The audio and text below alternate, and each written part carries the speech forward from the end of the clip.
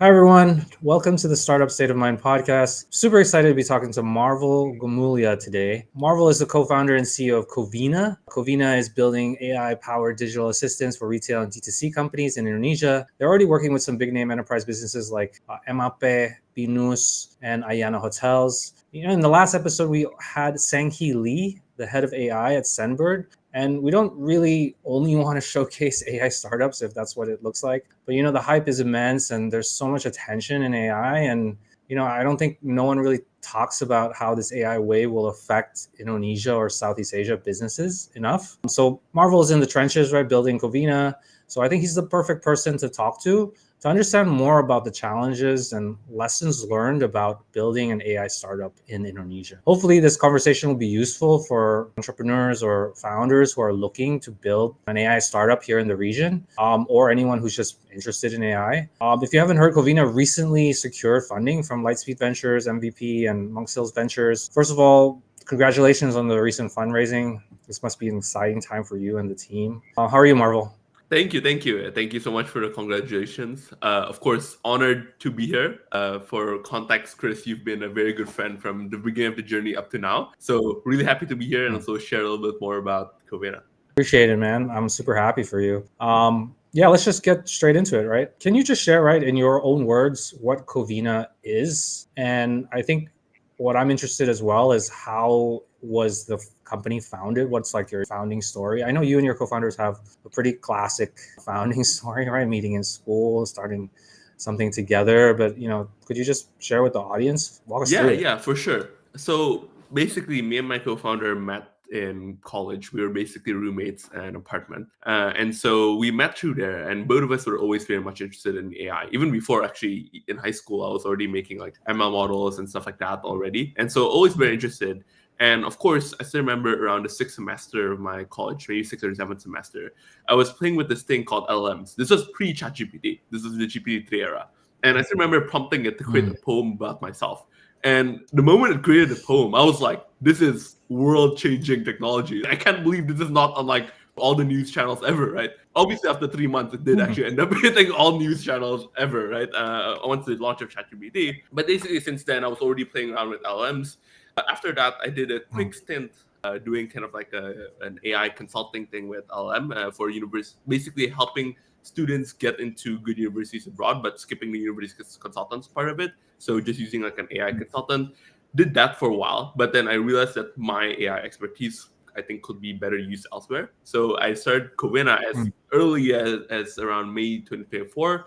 And then we were doing that basically as a custom like AI software house, like an AI consulting house. And we were doing everything under the sun, including LLMs. We were also doing like, data analytics. At one point, we were doing like face recognition on chickens and stuff like that. There was some crazy projects there. But then as we continued to do this, we kept realizing that people kept on requesting this idea of an AI agent. Like, please, initially it was 20% of the time, then 30% of the time. And as you showcase more and more of these cases, it became like 50%, then it became 60%. Then at the end of the day, it became like majority of the requests like AI agents. And we were tired of building everything from scratch.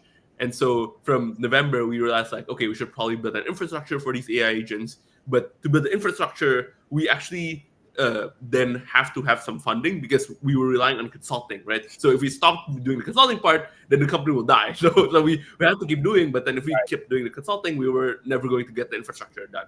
So that was when we raised December, we closed January, and then from January till now, we were just really heads down trying to build the best AI agent possible. And if I was to summarize in kind of one line what we're doing is we're basically building AI sales agents that act kind of like sales associates in store shops essentially. So if you go to like a Sogo or basically in-store place where it's like a cafe, there's a barista. If you go to a hotel, there's a concierge.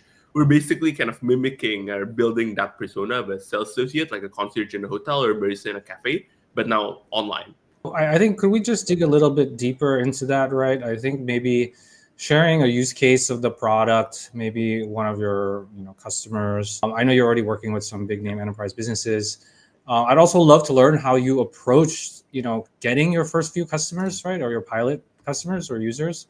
I think a lot of startups struggle with that, and I think being able to share with the audience, I think could be useful. Yeah, for sure. I think there's two questions in there, right? Which is number one, how we got our first customers, and then a specific use case. I'll tackle specific use case first.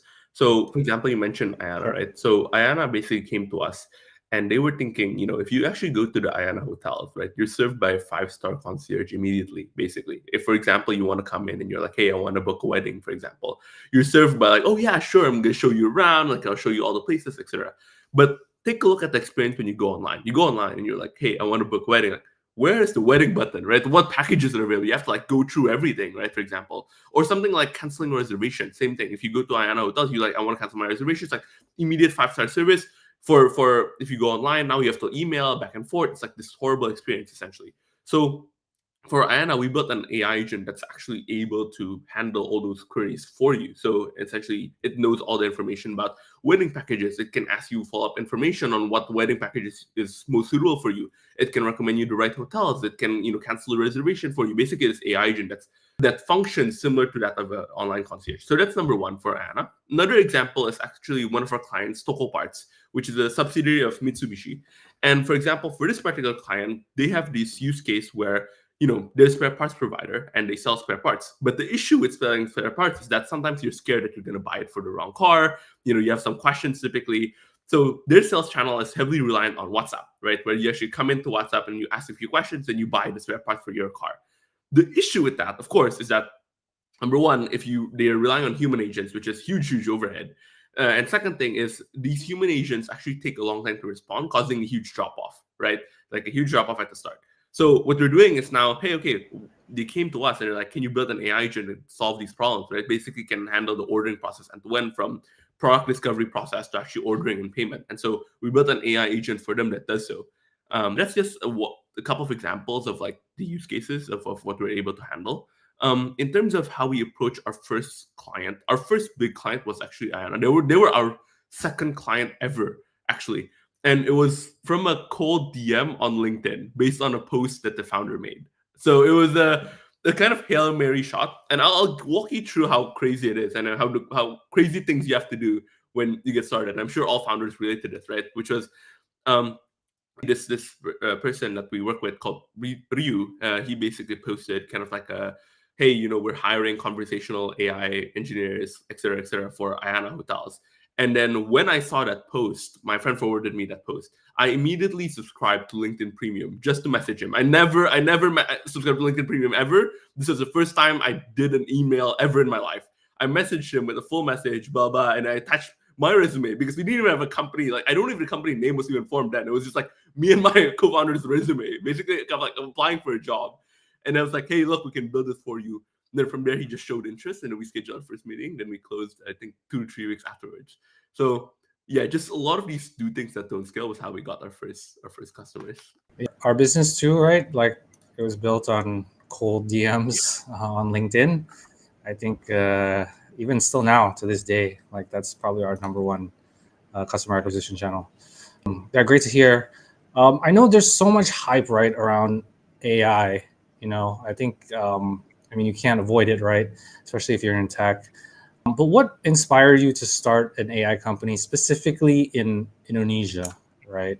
Like what problems were you most excited to solve, and how did that problem, I guess, like change over time? I think you shared a little bit about this, right? Turn from a software agency into becoming like a full-fledged product company. But along the way, did you arrive at anything else before building digital assistants for retail and DTC businesses, or was that already quite clear? Yeah. So in terms of again, there's 2 questions there on why we started in Indonesia, and then the second one on whether we arrived in this idea first. Whether when we start, why did we decide to start in Indonesia was more so like an idealist notion than anything. We realized like, hey, we went to Silicon Valley, we studied there, we worked there, and we realized all the cool AI technology. There must be some form of people who actually can make this work in Indonesia as well. So then we realized, then we came back and then we built the technology here in Indonesia. So it's more so that more than anything. It's kind of an idealist notion. The second thing on terms of whether we actually want to build this or not, whether we got this idea to begin with or not. We didn't, of course. We experimented with a lot of different ideas. One of the ideas that was very promising was we were trying to build like a flow builder, basically. kind of like a flow builder where people could build their own AI agents, and it's like everyone connecting to everything. And we were trying to build that over open source code, like around like Flowwise, it was called at the time. But then we quickly realized that these open source code kind of flow builder tools were not robust enough for production. Like we were really trying hard to like make it work in production for these like AI agents that you just kind of like plug and play. And so because we realized that it wasn't good enough in production, when we were trying to implement with a client, we actually wrote everything, and then we realized it didn't work in production after 2 months, and we had to rewrite like the entire code in like 2 weeks, for example, to meet the client deadline. It was a horrible like timeline at the time. And once we realized that, we basically ditched that idea. And then from there, we then focused on actually creating a dedicated infrastructure. We didn't realize that the focus was on D2C or retail to begin with, but it was kind of like the market being pulled to us, in a sense where a lot of the clients that we have actually are in the retail and D2C, and also like at the very least B2C. And we realized that the volume of interactions there are also a lot. So our AI agents are also most helpful in that kind of area. And it also helps that it's so close to like revenue, and it's kind of easier to prove the ROI, and it's something people understand, right? It's like, oh, I'll boost your revenue by this much while saving you this much, right? And that's like super attractive. So yeah, I want to talk a little bit more about like I guess your experience of building this AI company, right? So you came from Silicon Valley, right? How has building an AI startup in Indonesia differed from what you might have imagined, right? Were there any early assumptions that you had about the markets or the tech that turned out to be right or completely wrong, right? I'm sure building an AI company here is like way different than building an AI company, let's say in Silicon Valley, right? Could you just share a little bit about that? Yeah, for sure. There's actually a lot of wrong assumptions we started with. Number one is, price sensitivity is super duper high here, right? And so even something as quote unquote efficient as an AI agent back in the US, it's like obviously even if you charge like $1 per conversation, it still makes sense for them. But in here, we start pitching, I think around the price of like 0.5 or like around there per conversation, and they're like, that's way too expensive. I can just hire a kind of customer service in Solo. They do like 2 to 3 million IDR per month, and like that's your AI agent for you, right? And I'm like, very hard to compare. And so they will always peg us to that. And so we had to really navigate, how can we reduce the price, or how can we change our value proposition so it makes sense? So the main takeaway from there is basically we realized, number one, obviously the price has to make sense. But number two, we can't only keep comparing ourselves to customer service in Solar at 2 to 3 million, right? For example. So which is why before our pitch was always cost reduction. But then now we switch to how can AI actually increase your revenue, right? If the faster response times might increase your revenue, or the fact that AI can personalize for the customer a lot more, that can increase your revenue, right? And so now they can see value proposition versus always comparing us to like the minimum wage worker in like some random area in Indonesia. So I think that's one thing that we learned. The second thing that we learned is AI agents in production are actually very hard. And in particular, it's very hard for Indonesia, actually. Because if you look at it, a lot of the LLM models are trained on Western stuff, like GPT models, they're trained on Western content and stuff like that. So if you ask, let's say, GPT to tell you something in like natural Indonesian, like it's still like too formal, for example. And so there's a lot of complexity when building our AI agents. And if you think about it, right, what we're doing is we're taking actually a very complex flow, right? We're helping customers from the initial product discovery part to, for some customers, you have to do like the delivery discovery where we get their location details. Then you have to handle their payments or bookings, for example. This is a very complex flow. And when it comes to an AI agent, right, if you think about it, it's comprised of multiple nodes, right? Within this AI agent, there's like multiple nodes, and one node has a small percent of failing at each time. So for example, if it's a simple task, let's just say it's a 1% failure case, right? 1% failure case. So 99.99999, right? For a simple AI agent, for example, if it's just customer service, where it's just one turn back and forth, your failure case is just one node. It's just 1% failure, which is fine for production. It's like, it's still okay. But if you think about a complex agent setup, like what we were doing, was now you're layering all these failure cases. So it's 99, that's 99, that's 99, and that's like 10 to 15 layers. And now suddenly at the end, you only have a success rate of 85%, which means 1 out of 5 times the AI agent fails. That's nowhere near good enough for production. So that we learned through kind of execution. And we learned the fact that, okay, we realized Now we should actually build a dedicated infrastructure. We should really focus a lot more on reliability, on benchmarking, etc. And in particular for Indonesia, the fact that these LLM models are not trained on Indonesian language, for example, makes it a lot harder to actually get that reliability threshold. So a lot of our team is actually just engineering, trying to figure out how to make our AI agents more reliable. Yeah, I think that would scare a lot of businesses, I would assume, right? I think, because you're talking about like first impressions, right, of the business or like their brand, and if there is like mistakes, or if it turns out some weird answer, right, then it could be dangerous, right, for the company or the brand. There's been a lot of conversation, right, especially recently, about how difficult it is to build like a B2B startup in Indonesia, right? I guess I wanted to just ask you, like, what are some of the unique challenges that you face when you're building this B2B AI startup in Indonesia? I know you've mentioned a couple just now, but what do you think is like the biggest bottleneck in scaling this AI company, or even like, getting traction in Indonesia right now? And what gives you the confidence to, march on, right? Yeah. Unique challenges in B2B and also bottleneck the scaling. Well, number one, in terms of unique challenges, of course, price sensitivity, as mentioned. If you can get the, this now earlier I told like minimum wage, right? But you can get like an AI. There's this thing called AI being like anak intern, which basically means an intern, which you can get for free here, and they're more than happy to work 40 hours a week. So number one is like price sensitivity. Why are you better than a free kind of intern that's fresh graduate, for example? The second thing is reliability. Again, AI reliability, making sure that it works. The third challenge is scalability. So once it's price sensitivity, and then reliability as in, does the AI agent work, right? And then the second thing is, can we do it at scale? That's really the key for a big startup. And the reason why scalability is extremely difficult is because for these AI agents, for every single client, it's quite customized if you think about it, right? Like for a hotel, the way one hotel answers is different than another hotel. The data sources that they pull from is different, right? Their packages are different. So you have to kind of customize a little bit for each of these clients.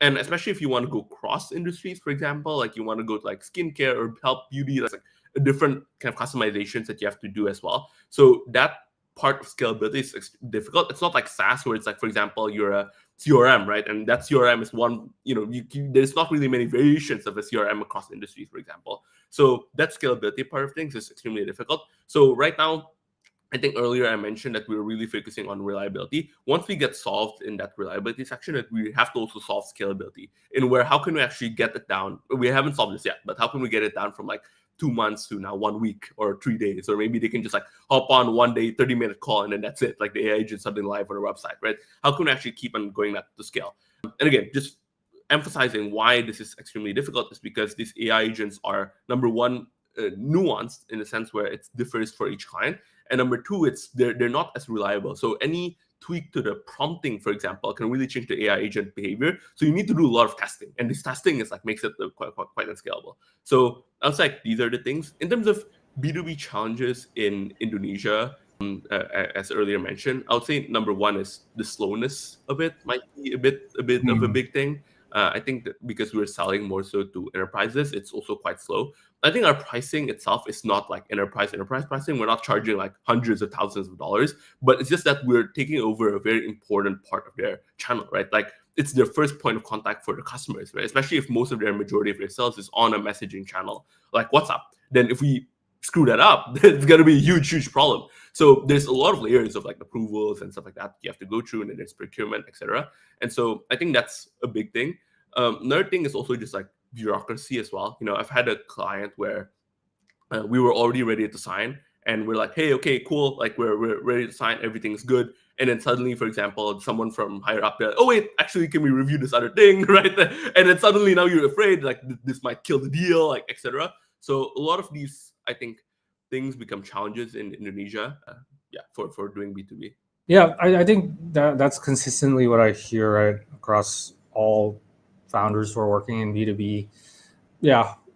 Has being in Indonesia shaped like your go-to-market strategy in unexpected ways, right? I know that you mentioned that you're targeting like enterprise only, which I think is totally the right thing to do. I just think that SMEs or B2B SMEs here, it's just too difficult of a task to take on. Can you just share a little bit about how you go to market or how you acquire your customers?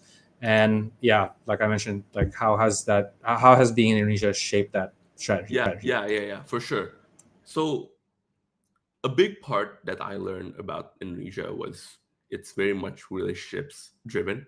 So a big thing that I tried to do when we were starting was basically reaching out to people one by one and kind of building that relationship first. Like, hey, can we grab a coffee? You don't even say that you're going to sell. Like at the beginning when we were starting, again, at the time when we were starting, we were the consulting house, we were a software house. So the first thing our first pitch was not, hey, can we build an AI solution for you? Well, I don't know their problem, right? It was always like, hey, can I chat a bit more about your industry or something like that, something along those lines. So I was generally interested in learning more about those industries. And then typically during that conversation, we would learn problems in those industries. And then from there, I could make a strategic kind of like where I'm like, oh, by the way, did you know an AI could solve that? And we can build that for you. And we can do that in like 2 months, right? And so that's, I think, a big thing that I learned, which is building the relationship is super duper important. Second thing that I learned is like meeting in person is also very important. I know, I don't know, this might or might not be true, but I know in other countries, like, you can just meet online, it's faster, you don't want to meet in person. But I think in Indonesia, because it's super relationship driven, like meeting in person, I think at least like doubles the close rate, if not more, if you actually like meet in person and like pitch and stuff like that. So that's a big thing. The third thing that I learned as well is also like prioritize sharing the ROI, the return on investment for people. Like earlier I mentioned the fact that if you keep getting pegged to the cost, like the cost savings part of things, like it's very hard to win because the labor cost is so low. So we always look at the upside and we're like, okay, from that upside, can we take a small percentage? So for example, in our model here, we actually have a transaction value or a per success fee, basically an outcome fee, right? If someone succeeds, then if they actually check out, for example, using our AI agent without any human intervention, then we get a small percentage of that. And that incentivizes ourselves so we can keep getting our AI agent better. It also incentivizes you because then you can see that, oh, okay, like there's a clear uptick in terms of conversion rate, etc., because of our AI agent. So I think that's a big thing as well in terms of what I realized worked. And then the last thing I realized that's work is like LinkedIn campaigns, and in particular like AI LinkedIn campaigns. I think for myself, I can spot it pretty well, but I realized like the response rate is actually super high. And Chris, I mean, I owe it to you because you taught me a lot about these things. But basically, LinkedIn campaigns, I feel like people do not use it as much in Indonesia, so the open rates are still pretty high. And in particular, like AI LinkedIn campaigns, like AI personalizations, like I've literally done like some AI outreach messages where I sent it over. It's completely AI, 100%. And then the founder kind of comes to me with like a paragraph answer. And they're like, oh, thank you so much. Like, blah, blah, right? Even though like, everything was just AI generated, right? But the fact that it can do like that much personalization, and for Indonesia, like not many companies are doing that personalization. And hence there's still a huge like alpha there, which is a big thing, I would say. So just a practical tip. So LinkedIn campaigns work in particular with AI personalization. A couple of things that we tried that hasn't worked that we thought would work based on our experience was marketing ourselves as frontier tech. I think in Silicon Valley, there's this sense of like, oh, we're the newest, we're the best. We're the newest in particular, like we're the newest technology, blah, blah. We rely on the newest LLM models, etc. It's like in here, I don't think people care. Does it work or not? That's it. Does it work or not? Do my competitors use it? Basically, like that's the biggest buying decision. It's like whether your competitors use it and whether it has worked for the industry. And so we stopped marketing ourselves as frontier tech, to be honest. So before our tagline was like Indonesia's first like software consulting house, like, but then realized no one cares if we're first. It's like they just cared if it worked or not. The second thing is also I realized that it requires a lot of follow-up, again, related as before in terms of Indonesia's bureaucracy and slowness. It requires a lot of follow-ups to get a deal done. Earlier, I've probably lost like a deal or two. I can't remember which specific one, but where they've shown clear interest, but then I've only followed up like once or twice, then respond, and I'm like, hey, never mind. And in hindsight, probably I would say like if I were to follow up maybe like two to three times more, like that would actually get done, just to keep pushing them to make sure that the deal actually goes through, right? Simply because there's just so many priorities that they have. So I think it's like the second thing that I realized that you require a lot of follow-up to make sure that they get it done and also get it done with speed. And also the third thing that I realized is also like high upfront cost in general doesn't work in Indonesia. They typically want to try a lot of things. They have like a lot of POCs, like stuff like that. If you suddenly slap them with like a I don't know, a couple $1,000, $10,000 plus price tag, then they'll be, I think, a bit surprised. So yeah, those are the lessons I've learned. Oh, thanks for sharing that, Marvel. I think that's going to be super helpful for people. Yeah, I totally agree. I think in enterprise, they're going to be driven mostly by fear, right? Fear of like your competitors, leveraging this technology before them, before even opportunity, right? Yeah, opportunity is important, right? But I think fear drives most of decision making and in the space. But I think for you guys, you already have some big name like enterprise businesses, so I guess you guys should just leverage that as much as possible in showcasing who you are and what you can do. Yeah, that's awesome. Do you believe that AI? I mean, I think where you guys are focusing your efforts on, right? Like, I think AI can really the gains are like there, right? Like it's chat conversations. That's like naturally like what AI does best. But do you think AI will touch every industry in Indonesia, right? And how do you think, I guess broadly speaking, like how do you think the AI ecosystem will evolve in the coming years, maybe the next 3, 5, even 10 years? And I guess like what role do you want Covena to play in that, right? Do you guys have like more, do you have like ambition to like, build out the products within AI, or are you just going to stick to, what you're doing now? I know obviously you can't, definitely say, but could you just share a little bit about that? Yeah, for sure. So I'll answer the question about the company's future to begin with and how we see ourselves playing. I think before, when we looked at pre-internet era, everyone had a physical store. And then now there's this thing called the internet, and there's a thing called the website. And then everyone at the beginning, they're like, will this really help my business, etc. But then lo and behold, after 10 to 20 years, every company has a website. It's almost weird. If you don't have a website, you're basically non-existent, right?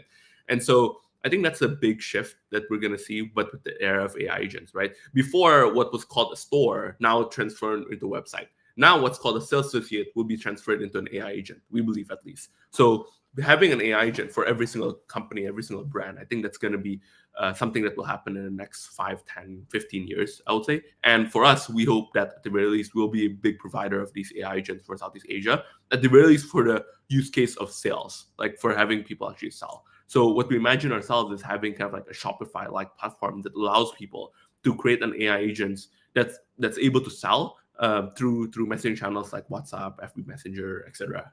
So that's kind of like the vision that we see in the future, and being a big provider of these like future of AI agents in Southeast Asia. In terms of whether AI will touch every industry in Indonesia, I don't think it's only in Indonesia, to be honest. I think the answer is more general. It can be generalized to, will AI touch every industry generally? I think yes. In particular, it will definitely touch Indonesia more because AI replaces a lot of the service component. Like, for example, with our AI agents, we're not just a software where, hey, you do use this and your humans get 20 to 30% more productive. For example, like a CRM, right? Use a CRM and they now have text snippets, and now they can work like 10 to 20% more efficiently to answer queries, for example. Like that's like a CRM, that's like software. But our AI agents it's actually replacing the entire human. If it works, it replaces the entire function. So that's a big part. And that industry is a big industry, right? And because that's a service industry here in Indonesia. So I do think that a lot of the services, especially the ones that can be done through online, like virtual assistants, for example, will be touched for markets like Indonesia, where a service is such a big market. I would say that's like number one. But number two, I think in terms of how AI will play out in the Indonesia landscape, based on talking to a lot of founders and talking to a lot of AI founders in particular in Indonesia, I think we're gonna win more so in the application layer more than anything. I've heard speakers talk about the need for us to build like an infrastructure layer, etc. But I don't think, to be frank, we have the talent for that yet, and the infrastructure for that's in focus. So I think for people who want to build an AI, it's best to focus on the application layer and basically ride the wave of the current LLM trajectory of them being better, cheaper, faster. So my prediction is that within 3 to 5 years, there will be a lot more AI application companies in Indonesia focusing in automation in a lot of these service industries like HR, for example. Last question here, Marvel. So in the context of building your AI startup, if you could give yourself advice, knowing what you know now, right, after being what you've been through so far, and this could be anything, right? It could be technical, it could be fundraising, it could be company building. yeah, what advice could you give to the other founders out there thinking about building their own AI startup here in Indonesia or maybe in the Southeast Asia region? The first thing that comes to mind is a technical suggestion, which is prioritize AI reliability first, then scalability. We spent a lot of time trying to build a scalable infrastructure to then only realize that it wasn't reliable. So I think anything that is frontier technology, you have to make sure that the technology works first and then make it scalable, right? It's different from software because software is no longer frontier, that it can work reliably, right? There's already the best practices. But for AI, there is no best practices. In fact, right now, OpenAI just released a guide to AI agents, and there's now MCP servers. There's a lot of these new innovations.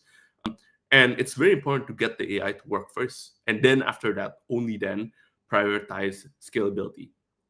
I would say that's the biggest thing. I would say if I were to go back to day one to building my startup, I think that's the actual Got advice it. I'll give myself. Thanks for that, Marvel.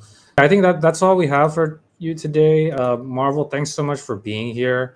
I wish you luck building up Covena. If anyone is interested in reaching out to Marvel and to talk about AI agents or maybe how they can help your business, just reach out to him on LinkedIn. I guess he's Yes, pretty please. active there.